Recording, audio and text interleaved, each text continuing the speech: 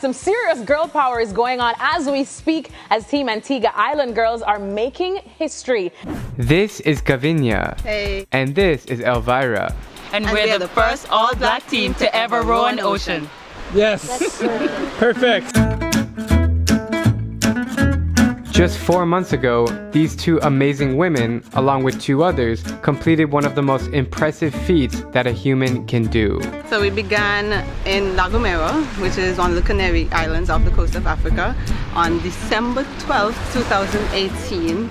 It's about 3,000 miles, and we ended January 28th, 2019 in Antigua. 47 days, 8 hours, 25 minutes, and 50-something seconds. But who's counting? What originally inspired you to row across the Atlantic Ocean? Okay, so our inspiration came from the two previous teams that entered. They put out a call for an all-female team, and essentially the 4 girls that crossed the Atlantic were the ones that came out on top. We did this for charity, Cottage of Hope, and of course to represent our country, and in the process making history, inspiring other black females, because we were the first black team to cross the Atlantic. So Gavinia is better known as Crazy Kev, known for taking on crazy challenges, and as usual, whenever she embarks on these crazy challenges, she drags me along with her. Initially I said no, I thought she was nuts, but after training I became more passionate about it, so I just could not say no.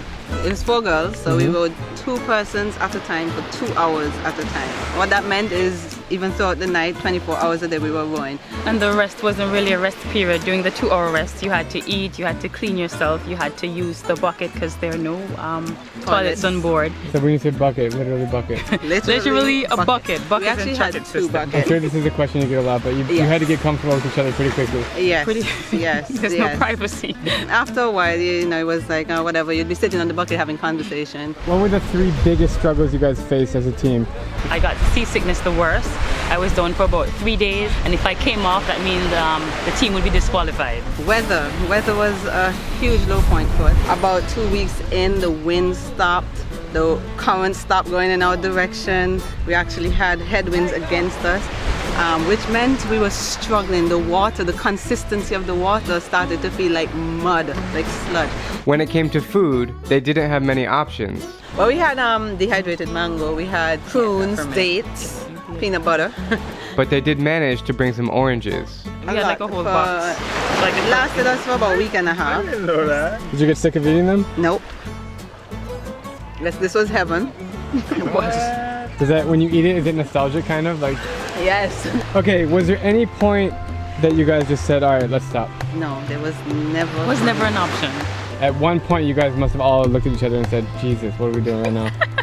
Day 3, okay, so we only had 8.5 months of training, which meant we had no time to really focus on what we were going to do. It was day 3 for me that I stopped and I said, you know, guys, we're really crazy. What are we doing? That's when it actually registered.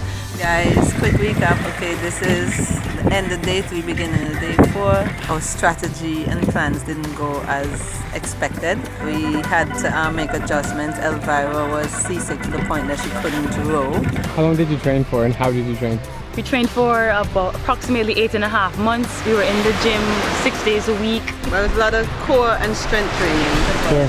3 days before we got in, we had a near capsize moment. The boat tilted about 90 degrees, tossed, well, Crystal and I were on shift, tossed us into the safety straps. 2 of our oars broke. We were really paranoid and ready to get home after that. Update day 2, week 5. Yeah, let's hear what Crystal has to say first. Hi.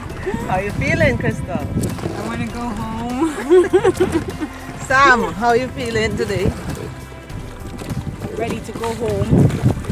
As you notice, my hands are taped up, my feet are taped up. I feel like everything is falling off, but still pushing through because the goal is to get home. Finally, we saw land.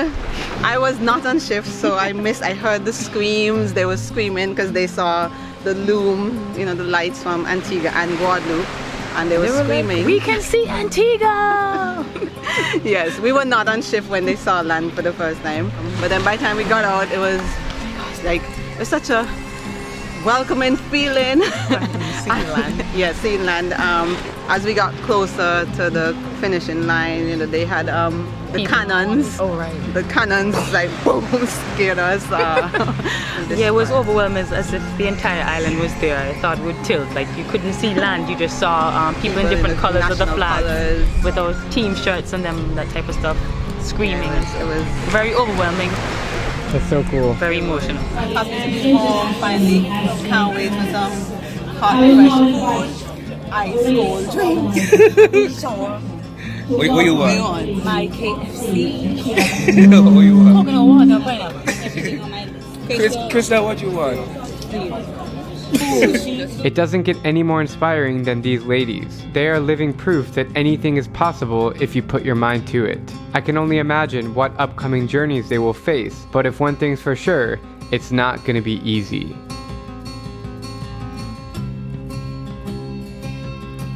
So, what's your name and where are you from?